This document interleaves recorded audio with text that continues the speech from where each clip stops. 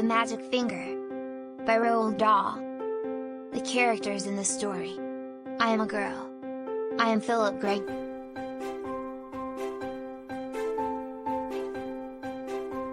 Mr. and Mrs. Gregg. The farm next to ours is owned by Mr. and Mrs. Gregg. The Greggs have two children, both boys. They are Philip and William. Sometimes I go to their farm to play with them. Wait, I forgot to introduce you to me. I'm a girl of 8, the truth is I don't know my name. Philip is also 8 years. William is 3 years ahead of us, which is 10. What? Oh, alright then, he is 11.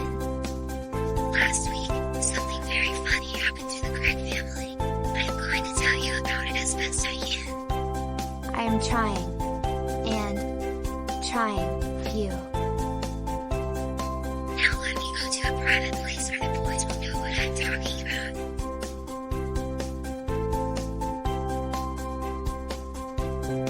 Now the one thing that Mr. Gregg and his 2 boys loved to do more than anything else was to go hunting. Every Saturday morning they would take their guns and go off into the woods to look for animals and birds to shoot. Even Philip, who was only 8 years old, had a gun of his own. I can't stand hunting. I just can't stand it.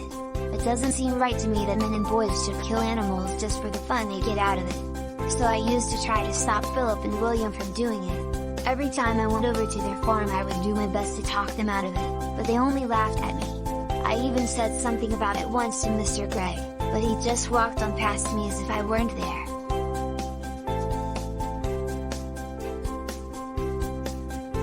Then one Saturday morning I saw Philip and William coming out of the woods with their father, and they were carrying a lovely deer. This made me so cross that I started shouting at them.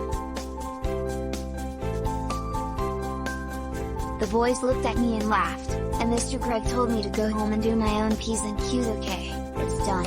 I saw red. Before it could stop me, I never intended to do anything but did the secret to me. Here we go, 1, 2, and 3. Let's go. I put the magic finger on them all. Oh dear, I even put it on Mrs. Gregg. I put it on the whole Gregg family. For months I had been telling myself that I will never put the magic finger upon anyone again, not after what happened to my teacher, old Mrs. Winter. One day we were in class and she was teaching us the spelling of stand up. She asked me to spell me cat, and this was what happened. Well, that's an easy one. K-A-T.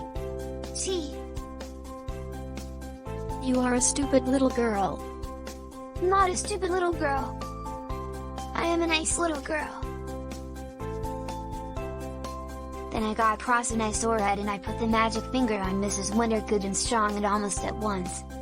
Guess what?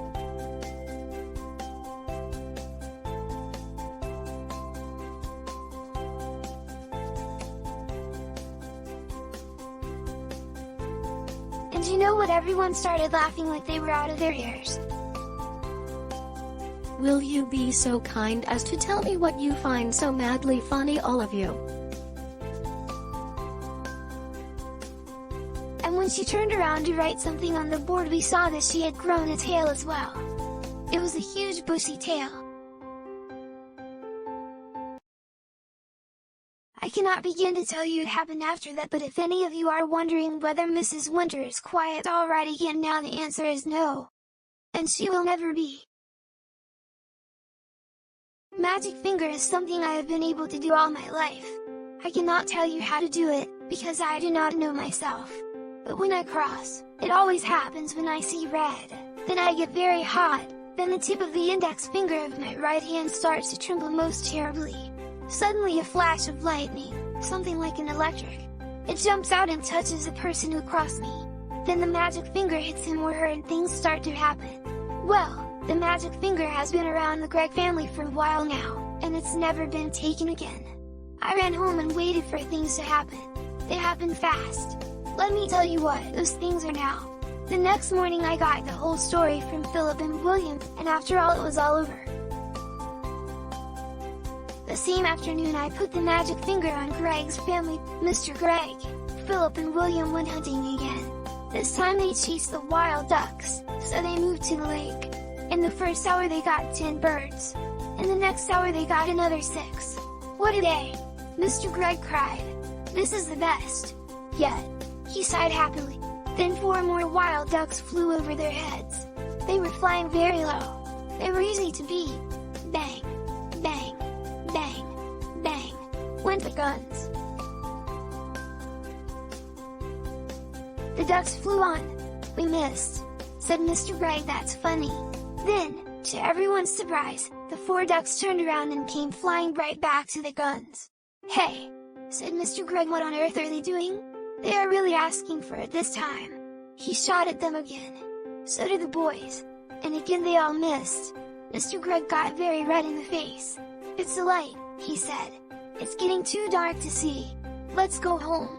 So they started for home, carrying with them the 16 birds they had shot before. But the 4 ducks would not leave them alone. They now began flying around and around the hunters as they walked away. Mr. Greg did not like it one bit. Be off! He cried, and he shot at them many more times, but it was no good. He simply could not hit them. All the way home those 4 ducks flew around in the sky above their heads, and nothing would make them go away.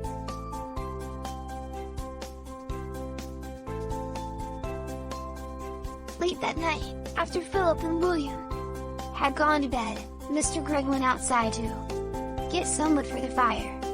He was crossing the yard when all at once, he heard the call of a wild duck in the sky. He stopped and looked up. The night was very still. There was a thin yellow moon over the trees on the hill, and the sky was filled with stars. Then Mr. Greg heard the noise of wings flying low over his head, and he saw the 4 ducks, dark against the night sky, flying very close together. They were going around and around the house. Mr. Greg forgot about the firewood, and hurried back indoors. He was now quite afraid. He did not like what was going on, but he said nothing about it to Mrs. Greg. All he said was, "Come on, let's go to bed. I feel tired." So they went to bed and to sleep. When morning came, Mr. Greg was the first to wake up. When he opened his eyes, he was about to put his hand on his watch, but his hand wouldn't come out. Oh, that's funny. Where is my hand? Let me try the other hand. What, it is not moving either. Let me sit up and look what happened. Ah!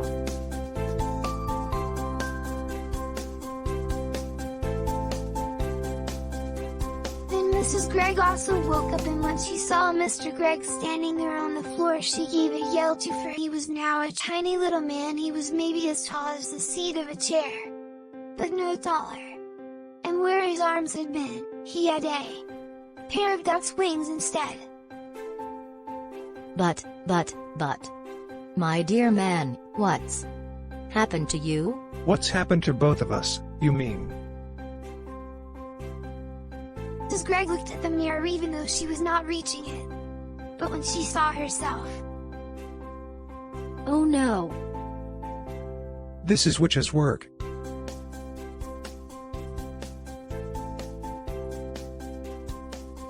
and both of them started running around the room, flapping their wings. A minute later Philip and William burst in. The same thing had happened to them. They had wings and no arms, and they were really tiny. They were about as big as robins. "Mama, Mama, Mama," chirruped Philip. "Look, Mama, we can fly." And they flew up into the air. "Come down at once," said Mrs. Gregg. "You are much too high."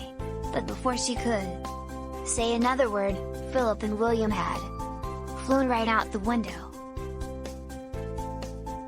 Do you think we could do that, my dear? I don't see why not. Come on, let's try. Mr. Gregg began to flap his wings hard, and all at once, up he went. Then Mrs. Gregg did the same. Help save me. Come on. Don't be afraid.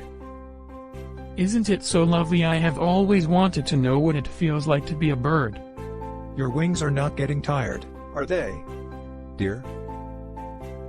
Not at all, I could go on. Forever. Hey, look down there, somebody is walking in our garden.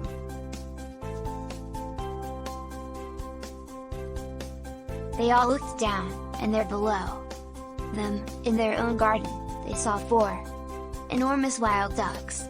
The ducks were as big as men, and what is more, they had great long arms, like men, instead of wings. The ducks were walking in a line to the door of the Greg's house, swinging their arms and holding their beaks high in the air. "Stop!" called the tiny Mr. Greg, flying down low over their heads. "Go away! That's my house!" The ducks looked up and quacked. The first one put out a hand and opened the door of the house and went in. The others went in after him. The door shut. The Gregs flew down and sat on the wall near the door. Mrs. Greg began to cry. Dear. Oh, dear. They have taken our house. What shall we do? We have no place to go. Even the boys began to cry a bit now. Eaten by cats and foxes in the night. I want to sleep in my own bed. It isn't any good crying. That won't help us. Shall I tell you what we are going to do? We are going to build a nest. A nest? Can we really do that? We must do it. We have to sleep somewhere, don't we? Now follow me. Now let's make the nest here. So we need the sticks, right? Yes. Here it is. Yay, we have made the nest. Well done, everyone. Next is to go search for food. Let's take it from our home quietly from those beastly ducks. When they went to their home, they were really upset about the ducks. Just look at that beastly duck cooking in my stove. How dare she? And look at that one holding my lovely gun. One of them is lying on my bed. And one of them is playing with my electric train and other toys. It made it messy. Oh dear, they have taken our house completely. We shall never get it back. And what are we going to eat? I will not eat worm and would rather die. Or slugs.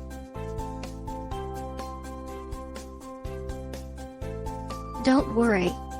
I can mince it all up fine and you don't even know the difference. Lovely slug burgers. Delicious worm burgers. Oh no. Never. Disgusting. Just because we have wings, we don't have to eat bird food. We shall eat apples instead. Our trees are full of them. Come on. So they flew off to an apple tree. But to eat an apple without holding it in your hands was not at all easy. Every time you try to get your teeth into it, it just pushes away. In the end, they were able to get a few small bites each, and then it began to get dark, so they all flew back to the nest and lay down to sleep.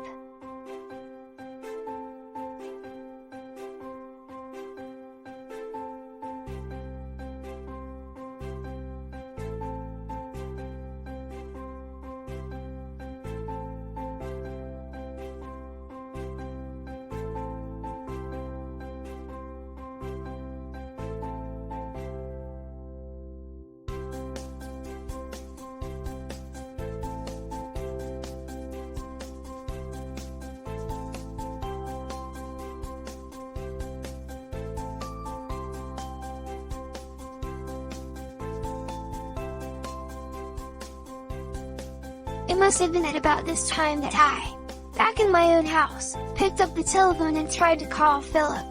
I wanted to see if the family was alright. Hello.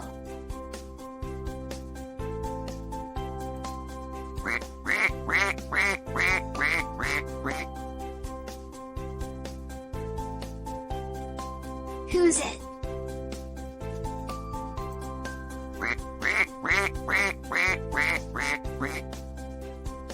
Philip. I said, is that you?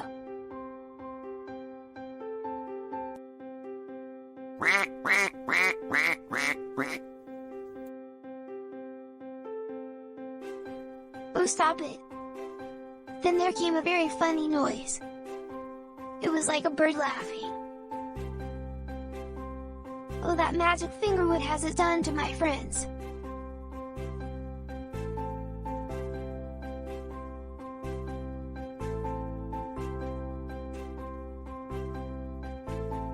That night, while Mr. and Mrs. Gregg and Philip and William were trying to get some sleep up in the high nest, a great wind began to blow. The tree rocked from side to side, and everyone, even Mr. Gregg, was afraid that the nest would fall down. Then came the rain. It rained and rained, and the water ran into the nest, and they have all got as wet as could be, and oh, it was a bad night.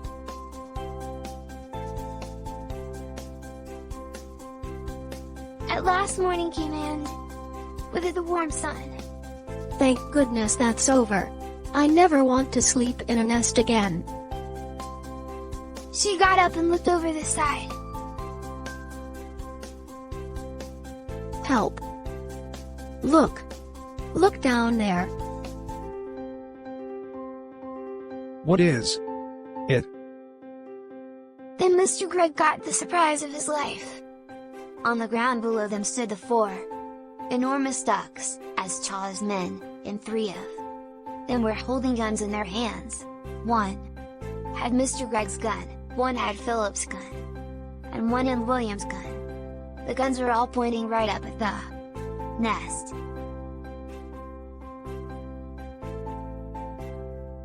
No. No.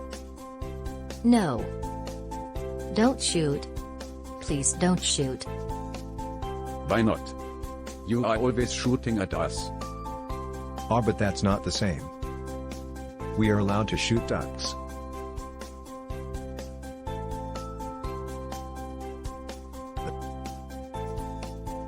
Very nice. And now we are going to allow each other to shoot you. Oh please, my 2 little children are up here with us. You wouldn't shoot my children.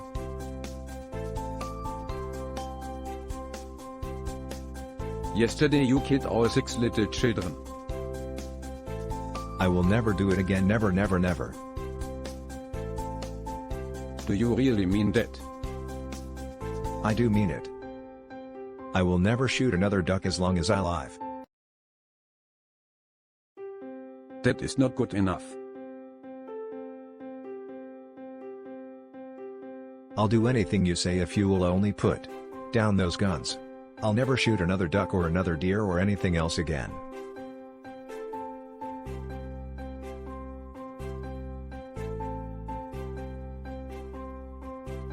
Will you give me your word on that? I will. I will.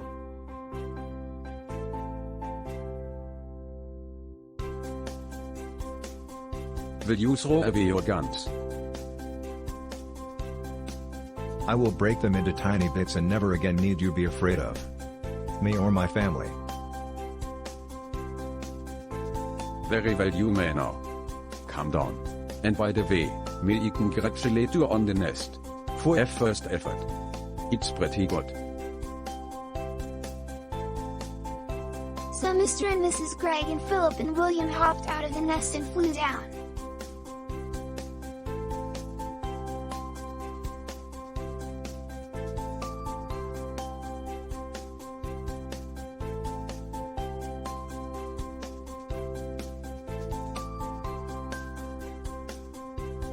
Then all at once everything went black before their eyes, and they couldn't see. At the same time a funny feeling came over them all. And they heard a great wind blowing in their ears. Then the black that was before their eyes turned to blue, to green, to red, and then to gold, and suddenly, there they were, standing in lovely bright sunshine in their own garden, near their own house, and everything was back to normal once again. Our wings have gone. And our arms have come back. And we are not tiny anymore. Oh, I am so glad.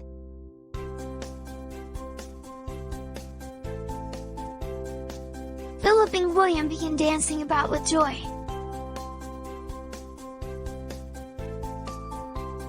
Then, high above their heads, they heard the call of a wild duck. They all looked up, and they saw the four birds, lovely against the blue sky, flying very close together, heading back to the lake in the woods.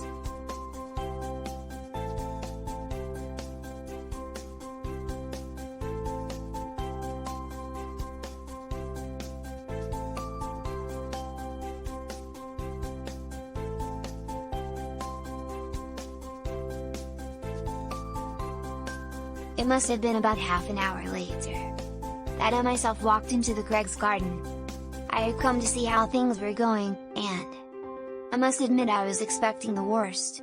At the gate I stopped and stared. It was a queer sight. In one corner Mr. Greg was smashing all 3 guns into tiny pieces with a huge hammer. In another corner Mrs. Greg was placing beautiful flowers upon 16 tiny mounds of soil, which I learned later were the graves of the ducks that had been shot the day before. And in the middle of the yard stood Philip and William, with a sack of their father's best barley beside them. They were surrounded by ducks. Just then, from somewhere over by the lake, there came a loud bang. "Someone's shooting!" I cried. "That'll be Jim Cooper," Mr. Egg said. "Him and his 3 boys. They're shooting mad. Those Coopers are the whole family." Suddenly I started to see red. When one got very hot all over. Then the tip of my finger began tingling most terribly. I could feel the power building up and up inside me. I turned and started running towards the lake as fast as I could. "Hey!" shouted Mr. Egg. "What's up? Where are you going?" "To find the Coopers," I called back. "But why?" "You wait and see," I said. "They'll be nesting in the trees tonight, every one of them." The end.